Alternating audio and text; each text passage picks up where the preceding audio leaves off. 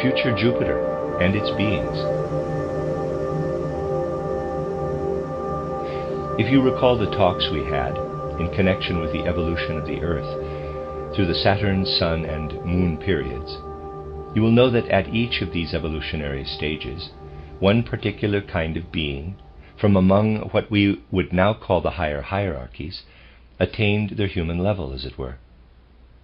We know that during the ancient Saturn period, the spirits of personality, the primal beginnings, the archai, reached their human level. During the Sun period, the archangels, during the Moon period, the angels, and during the Earth period, mankind. You will also have seen from our talks on evolution that each level of beings that reaches a certain stage of development received preparation in advance. We know that the human being was being prepared throughout the Saturn, Sun, and Moon periods, and that what we nowadays call man's completed physical body has been evolving since the Saturn period, the etheric body since the Sun period, the astral body since the Moon period, and that the ego was only added to these during the Earth period. That is, all the beings that are at a certain level are prepared as a whole. Now, you may be anxious to know whether in our present period of evolution beings are being prepared to attain their human level in the Jupiter period. Another thing you know is that during the Saturn, Sun, and Moon periods, you can look it up in my book titled Occult Science, the spirits of the higher hierarchies took part in the preparation of humanity. There is a description of how the angels, archangels, and archai were involved in the development of human beings, and therefore an obvious question is whether human beings, during their earth existence, are possibly involved in preparing the beings who will reach their human level during the Jupiter period. This question is certainly a vital one for every feeling person, if his feelings have been inspired by spiritual science, as we have been describing. For it could be the case that human behavior in general, during the course of Earth evolution, could either help or omit to help the beings who might attain their human level on Jupiter. We might say, quote, what could be worse than behaving in such a way during Earth evolution as to make it impossible for proper Jupiter beings to arise through our deeds? Close quote.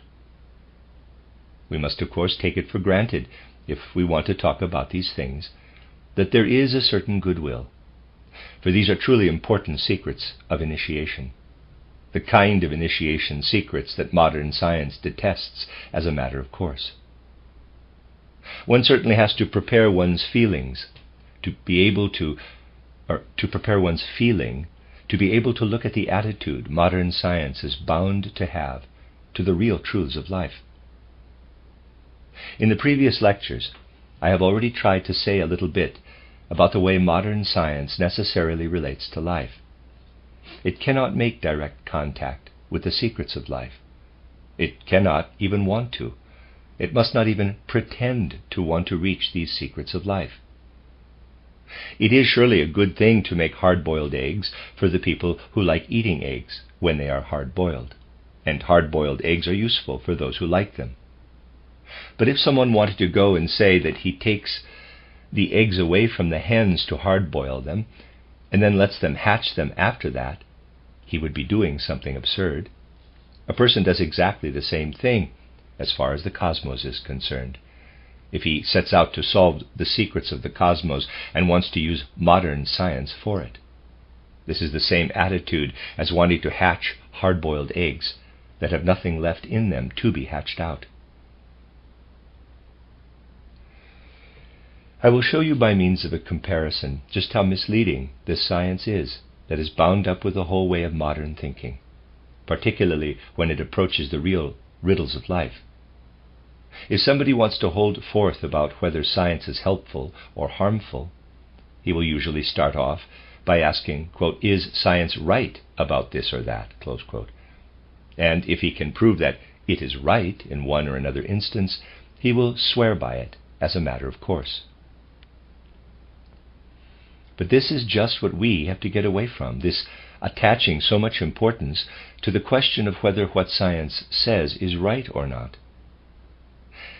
We must reach the point of seeing that this is not the main thing when it comes to the solving of riddles of life. If someone sees a horse-drawn cart with a man in it, he will be quite right in saying that the horses are pulling this person in the cart and drawing him along behind them. This is correct, of course. And anyone who wanted to say that the horses were not drawing the cart and the man sitting in it would obviously be wrong. But it is also true that the man is sitting in the cart, through the way he guides the horses, is controlling the direction in which they should pull him. And that is surely the more important aspect from the point of view of the destination. Modern science can be compared to the statement of the person who denies that the man in the cart is guiding the horses, and insists that the horses are drawing the man in the cart. If you think the comparison through in detail, you will get the right idea about the relation of modern science to modern research into truth. I have to say these things over and over again, because a person who bases himself on our world outlook must come more and more into the position where he can defend and protect our spiritual scientific outlook against the attacks of the modern world outlook. But you will be able to do this only if you enlighten yourself as to the relation of modern external science to a genuine research into truth. You must always approach spiritual scientific questions with a certain attitude and a certain kind of feeling. Otherwise you will not make the proper connection with them. Now, our question concerning the beings who will reach the human level on Jupiter is connected in very truth with the deepest questions of man's Earth evolution. There is something in our Earth evolution that has always been a philosophical problem, namely the relation between man's moral behavior and his natural existence. As an earthly being, man has to decide to what extent he is the kind of being who is ruled by his instincts, has to obey and satisfy them, and is at the mercy of his instincts and their satisfaction, because the laws of nature simply insist on their being satisfied. That is one side of human nature. In this respect, we say, quote, we do these things because we have to. We have to eat and we have to sleep, close quote. But there is another realm of human conduct on this earth, a realm in which we cannot say must, for it would lose its whole significance if we were to say, in quotes, must here. This is the wide realm of, in quotes, shall, a realm where we feel that we have to follow a purely spiritual impulse as distinct from instinct and everything arising out of ourselves on a natural level. Quote, you shall, close quote, never speaks to us from out of our instincts, but directs us in a purely spiritual way. You shall comprises the realm of our moral obligations. There are some philosophers who cannot find any connection between what is implied by the you shall and you must, and our present age that is almost bogged down in materialism, especially where moral life is concerned, and will get more and more bogged down, would like to turn all the you shalls into you musts. We are heading for times where, in this respect, the turning of you shall into you must will be blazoned forth with a certain amount of pride, and actually called psychology. Terrible aspects present themselves if we look at what has begun to develop in the field of criminal psychology. It is already evident that the human being is being conceived of in such a way that people do not ask whether he has overstepped a you shall, but try to prove that he was driven to one or another destructive act out of the necessity of his nature. Strange experiments are on the increase to define crime merely as a particular case of illness. All these things arise out of a certain materialistic lack of clarity in our times regarding the relation of you shall to you must. What does this you shall, or in other words, the categorical imperative, actually signify within the whole framework of human existence. Whoever obeys the "you shall" is known to carry out a moral action. Whoever does not obey the "you shall" commits an immoral action. This is, of course, a trivial truth. But now, let us attempt to look at moral and immoral, not only with regard to the external maya of the physical plane, but with regard to the truth and what is actually behind physical maya. Here, the moral element corresponding to the "you shall" appears to initiation science as something that hits you in the eye, EYE, spiritually, to put it rather crudely. If you look at a person, these truths which the materialistic outlook detests have to be told sometime. If you look at someone in certain temperature and weather conditions, you see this even better in horses, but we are not speaking about horses now. You will see him breathing out, and the breath becoming visible as vapor in the air. Obviously, as far as materialistic science is concerned, this breath a person exhales, disperses and dissolves, and has no further significance. But it has significance for a person who follows up the phenomena of life with initiation science. For he sees in the patterns of the breath the exact traces of the moral or immoral conduct of the person. A person's moral or immoral behavior can be seen in the steamy breath, and the breath of a person who is morally inclined is quite different from the breath of a person who is inclined to immorality. You know, with regard to various things in the human being, the more delicate qualities can only be seen in the more delicate parts of the etheric and astral aura. But man's moral and immoral nature, in the ordinary sense of the word, is actually visible in the etheric astral content of the steamy breath. The physical part of it dissolves, but what is incorporated in it does not dissolve, for it contains a genie, which in the case of steamy breath has a physical, an etheric, and an astral part. Only the physical is not earthly, just watery. Something that has an extremely differentiated form can be seen in this breath. Deeds which arise out of love show something quite different from deeds which are done out of enthusiasm, a creative urge, or the urge for perfection, for instance. But in every case, the form in the breath reminds one of beings that do not exist on earth at all as yet. These beings are a preparation for the ones that will reach their human stage on Jupiter.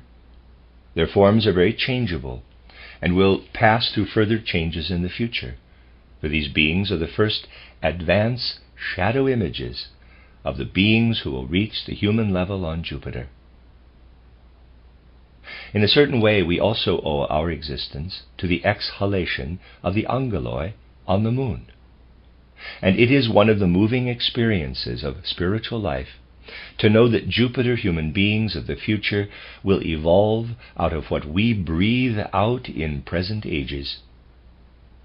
If we turn to the Bible with such knowledge in mind and read the opening words, we can tell ourselves, quote, "Now we begin to understand what is meant when it says that the Elohim formed earthly man by breathing into him." Close quote.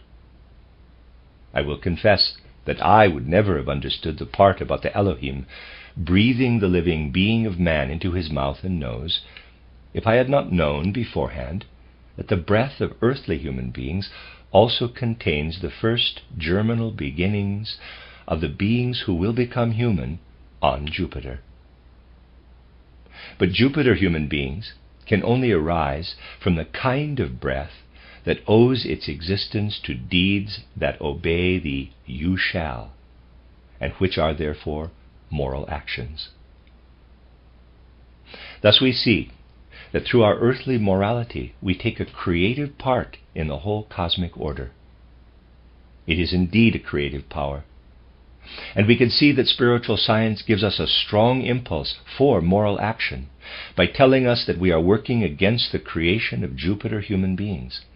if we do not act in a moral way on earth. This gives morality a very real value and makes its existence worthwhile. Our human conduct is very strongly formed by what we acquire through spiritual science, especially as we become acquainted with real secrets regarding the cosmos. I have already made references to similar things and mentioned at various times that language also symbolizes man's own future creativity. I do not wish to dwell on this today, though, but just wanted to show you, to begin with, what significance moral behavior has in the whole of the cosmos. You could now ask, what about immoral behavior? Immoral behavior also comes to expression in the formation of the breath, but immoral behavior imprints a demonic form on it. Demons are born through man's immoral conduct. Let us look at the difference between the demons that arise through immoral behavior and the spiritual beings. Spiritual insofar as they only have a watery existence on earth, the spiritual forms that are created by moral actions. These beings that incarnate as far as a transitory, watery existence and arise from moral conduct are the kind of beings that have an astral, an etheric, and finally a physical body condensed to the level of wateriness. Just as in the moon period, we had an etheric, an astral, and a physical body, and this physical body was also only condensed to a wateriness. We were more or less like that, even if not exactly the same. And this creature, with a physical body, etheric body, and astral body, that arises out of moral actions, is predestined to receive an ego, just as in the moon period our physical, etheric, and astral body were predestined to receive an ego. They have the basis for receiving an ego, and beings of this kind are qualified to undergo a regular, progressive evolution in the cosmos. The other beings, the demons, created out of immoral actions, also have an astral body, an etheric body, and a physical body, at the watery stage, of course.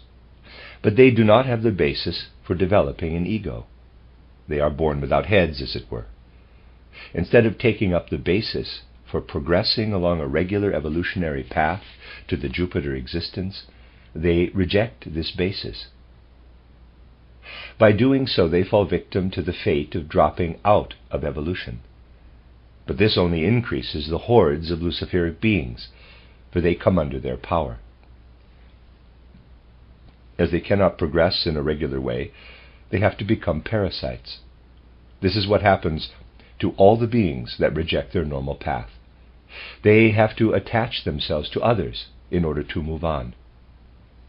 These beings that arise through immoral actions have the particular inclination to be parasites in human evolution on earth under Lucifer's leadership, and to seize hold of the evolution of the human being before he makes his physical entry into the world. They attack man during the embryonic period and share his existence between conception and birth. Some of these beings, if they are strong enough, can continue to accompany the human being after birth, as seen in the phenomena of children who are possessed.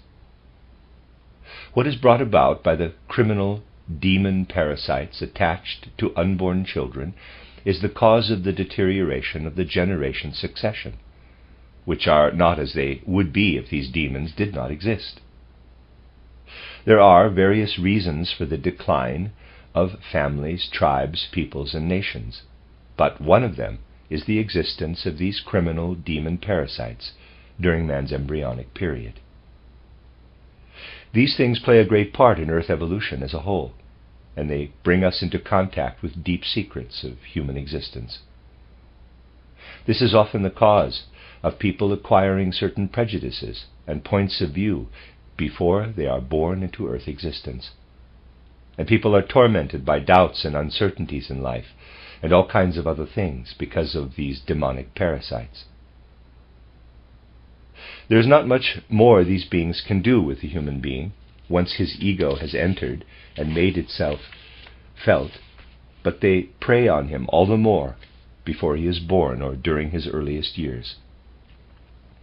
Thus we see that evil actions have a significant effect in the cosmos too, and work creatively. But their creativity works in the direction of the ancient moon existence. For what man passes through in the embryonic period, when these demonic beings can prey on him, is basically the heritage of the old moon period, which makes its appearance in subconscious instinctive behavior. Something that even physical science preserves an instinct for is that in older and better times, man's embryonic period was not calculated according to ordinary months, but lunar months. Therefore it speaks of 10 lunar months, and knows certain other things too, concerning the connection of embryonic development with the phases of the moon. So we see that our earth evolution contains two tendencies: good deeds that contain the impulse to work creatively on earth in preparation for Jupiter, so that man's successor on the human level can come into being. But evil deeds have also brought into our evolution the tendency to drag the earth back again to the ancient moon period and make it dependent on everything to do with the subconscious. If you think about it, you will find a great number of things that are connected with these subconscious impulses. In fact, there are far more of these subconscious impulses in materialistic humanity of modern times than there were in bygone ages when people were less materialistic.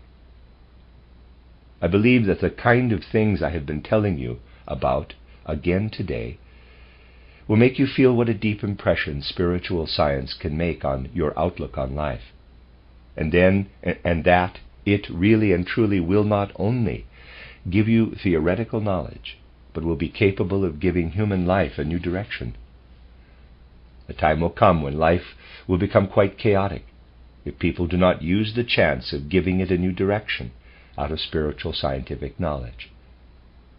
Man must get beyond a knowledge that is restricted to the physical body. Our materialistic age does not want knowledge of any other sort than the kind that is restricted to the physical body. But man has to lift his knowledge out of the physical body.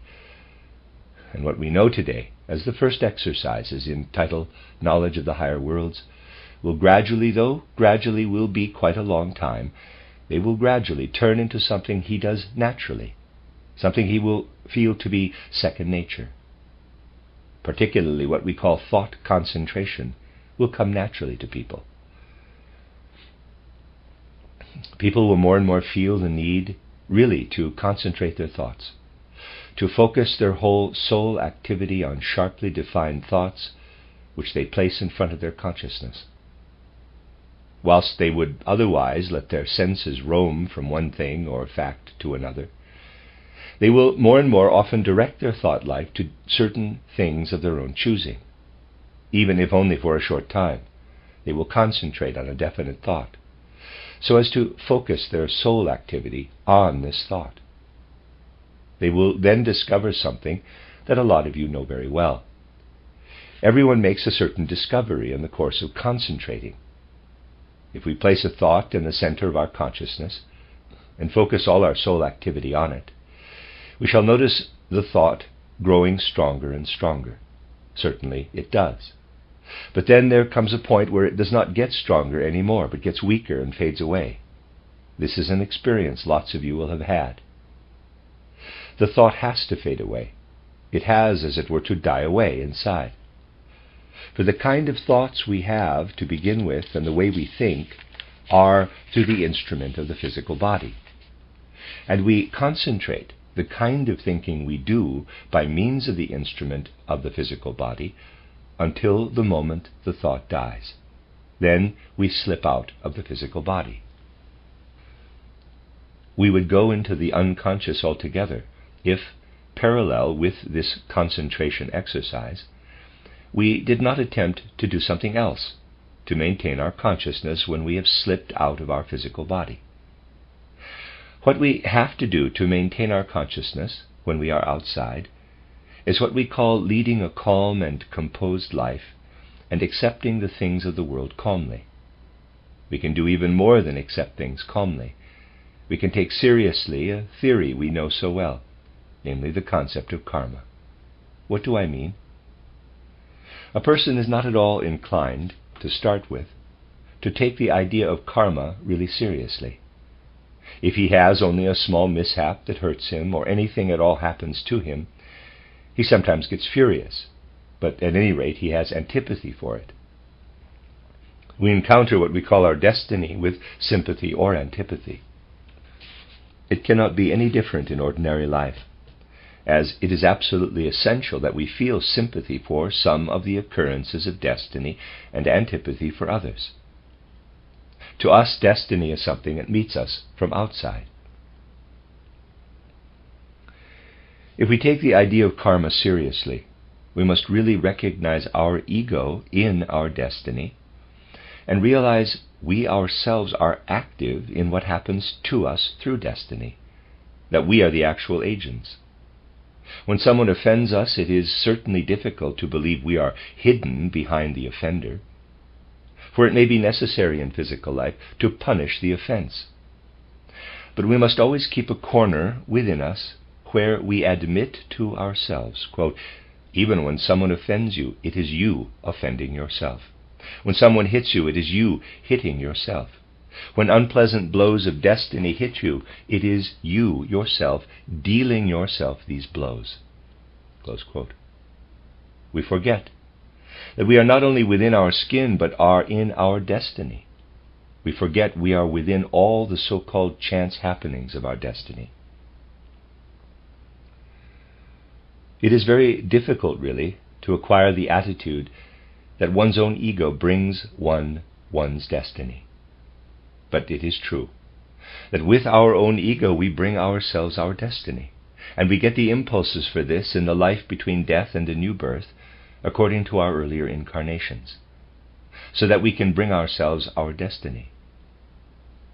We have to unite with our destiny, and instead of warding off hard blows of destiny with antipathy, tell ourselves more and more often, quote, through having this blow of destiny, that is, through meeting yourself in this blow of destiny, you are making yourself stronger, more vigorous and robust. Close quote. It is more difficult to form a union with your destiny in this way than to resist it. But what we lose when our thought passes away can only be regained by drawing into ourselves, like this, what is outside us. We cannot stay in what is within our skin if the thought fades when we concentrate on it. But it will carry us out of ourselves if we have taken hold of our destiny, our karma, in the true sense. We thus awaken ourselves again. The thought dies, but we carry forth the identification we have grasped between our ego and our destiny, and it carries us about the world. This composure with respect to our destiny, this sincere acceptance of destiny, is what gives us existence when we are outside our body. Obviously, this does not need to alter our life on the physical plane. We cannot always do that, but the attitude we have to acquire in a corner of our soul must be there for the moments when we really want to be able to live consciously outside our body. Two maxims can be our guiding principles and can mean a very great deal to us. The first of these to impress upon our minds is, quote, strive for the dying away of the thought in the universe, close quote. For the thought becomes a living force outside only when it dies away in the universe.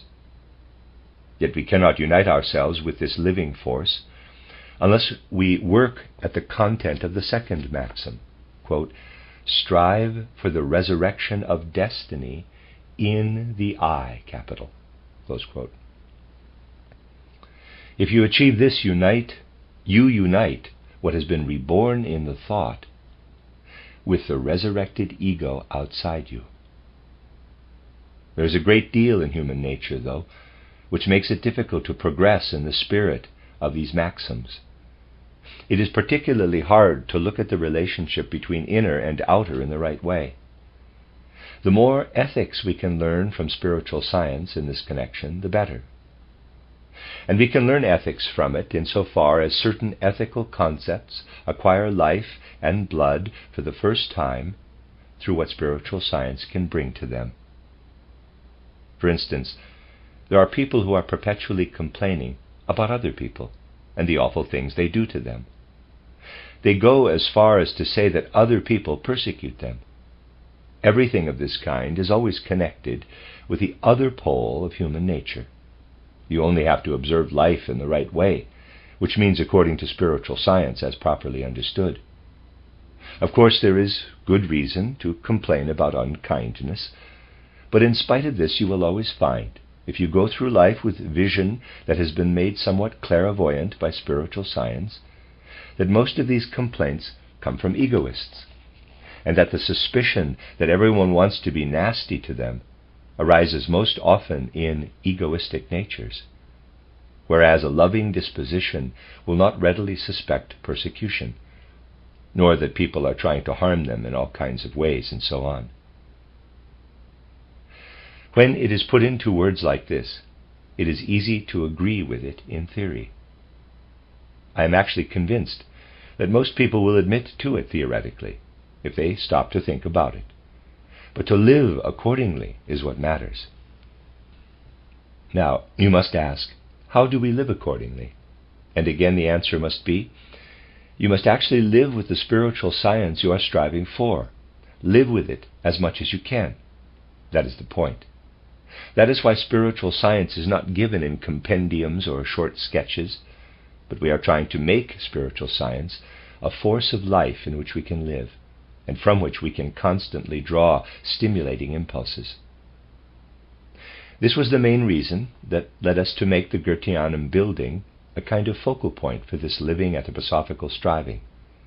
For as I mentioned yesterday, the Goetheanum building in its form, and in the whole way it has been built, has a bodily, a soul, and a spiritual nature in a spiritual scientific sense. It is itself a token of the fact that we are striving according to impulses from the spiritual world to bring into human evolution what it so badly needs, if the immediate future is to go the way it should. The very fact that you can perceive the building of spiritual science in the forms of the Goetheanum building makes it a sort of center, a focal point around which the kind of anthroposophical striving can crystallize. That has to become an essential part of the evolution of humanity. We probably often say that we live in troubled times, and that many things exist today which stand out in stark contrast to spiritual science. Yet our karma has allowed us to come so far as to overcome, as it were, the material basis out of which our Goetheanum is built, so that it can be a token of spiritual science even in its external form. Each one of us can acknowledge this to himself, as I often do, especially in the difficult times we are going through in face of the strong attacks being made on anthroposophy at present. Some people can question how much personal progress we have made on our part toward what ought to be crystallizing around the Goetheanum.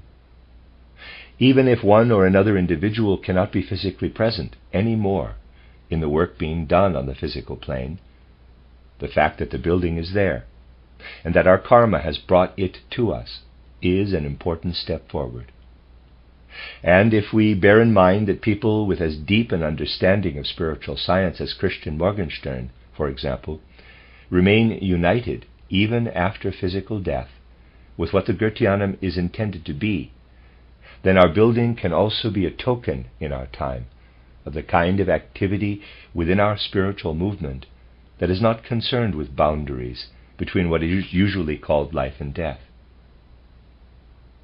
We can really feel united with this building, and therefore it can stimulate us to think the kind of serious thoughts which it is quite natural for us to think at a time like ours, when materialism is at its peak. Even if this building finds one or another individual cooperating only as a spiritual being, the building will be important for the continuation of our movement. This, you will understand, is said only to show you that our movement has a seriousness that goes beyond life and death. We have encountered this seriousness to a special degree this week. And if one thing happens, why should not other things be able to happen soon too? It is extraordinarily difficult to achieve what I have spoken about and mentioned again this time. I have stressed that I give the strictest attention to choosing and finding exactly the right words for which I can be fully answerable to the spiritual worlds. So it is to be desired that these words shall be heard and received in the same spirit. Times will certainly come when people will be able to be more light-hearted with regard to the anthroposophical movement. But now, right at the beginning, we must get used to taking things very, very seriously. A while ago I talked here about occult research, among other things, because I thought it would be of use to some of you. I was mainly describing facts. I thought these would be of help to one or another of you in understanding our present difficult times. But that which I presented with this intention has not been treated with sufficient caution. There are one or two exceptions, of course, but I am right in saying that not everyone has treated it with the necessary discretion and regard. And it has transpired that it was repeated here and there in a form that conveyed exactly the opposite of what I said here. If I just think of what has been made out of something that cannot have been misunderstood, because it is already in print, regarding the classification of the peoples of Europe according to sentient soul, intellectual or mind soul, consciousness soul, and the ego, which was truly not meant to express a superiority. If I think of the statements that have gone out into the world, and the opposition and bad feeling they have aroused, it is easy to see that the principle of taking things quite exactly, even in such difficult cases, has not been given due consideration. If, for instance, I have ever said that the ego activity, which is there among the European peoples, ought to be effective in organizing the European population, I would have been talking nonsense. Yet this is one of the things that has been made public, and it creates the most fearful misunderstandings and bad feelings. So, I am duty-bound not to say a word about these things in my lectures for the time being. I must desist from any mention of them. And whereas everybody else is free to speak about it, it has become impossible for me to do so, because of the way people have misconstrued what I said. All these things go to show that we should look at ourselves and see if we cannot take the anthroposophical movement absolutely seriously. For sometimes we completely fail to notice how much feeling of responsibility there is for each sentence of the communications of genuine spiritual research, when the matter is taken seriously. To stir up emotions is certainly not what spiritual science is for, nor to oppose or pacify them. And if anyone says these things are communicated in order to oppose somebody, he ought to ask himself whether the right or wrong use has been made of that which has been communicated with the utmost objectivity and reverent love of truth. These are things which add even more pain to my occult experiences, which are already painful enough. Even if I cannot mention certain important things, and a lot has to be omitted, which I thought we could investigate soon, there are still some important and substantial matters left for us to discuss during our time together.